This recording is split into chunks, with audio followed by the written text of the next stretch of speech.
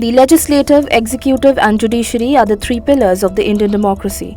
The ongoing friction between the legislature and the judiciary comes in the wake of the judiciary overstepping its boundaries over the issue of appointment of judges in the Supreme Court and High Courts.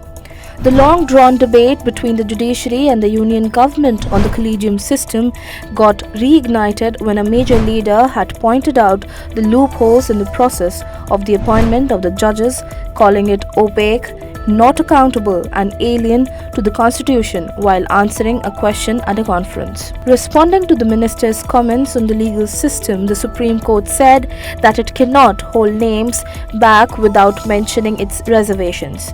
The conflict has risen to such levels that supreme authority figures such as the President and the Vice President had to intervene into the matter. Vice President Jagdeep Dhankhar took reference of the 2015 verdict of the Apex Court, wherein the National Judicial Appointments Commission and the 99th Amendment was struck down.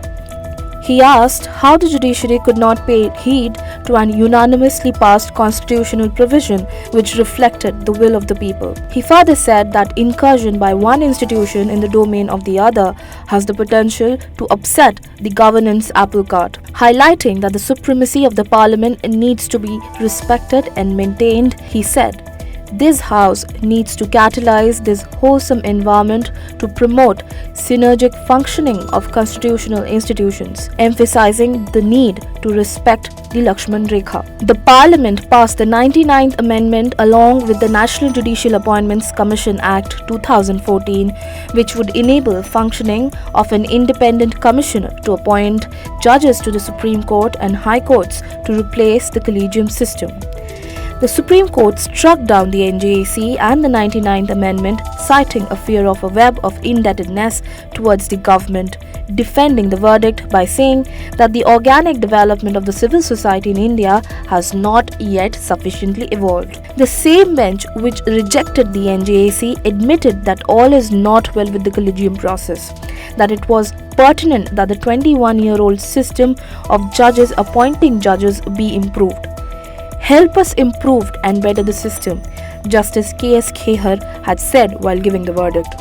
Earlier, President Murmu had taken a note on the matter.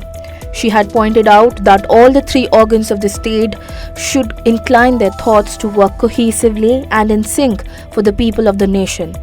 For the common citizenry, nation and its people, somewhere our minds and thoughts should be united. There needs to be checks and balances, but somewhere we need to work together, media reports quoted her saying. Murmu also pointed out the issue of lack of diversity in the appointment of judges. She insisted that the collegium should lead by example of the Government of India, which reflects social diversity in all its forms. Interestingly, Chief Justice of India D.Y. Chandrachud also admitted the faults in the collegium system.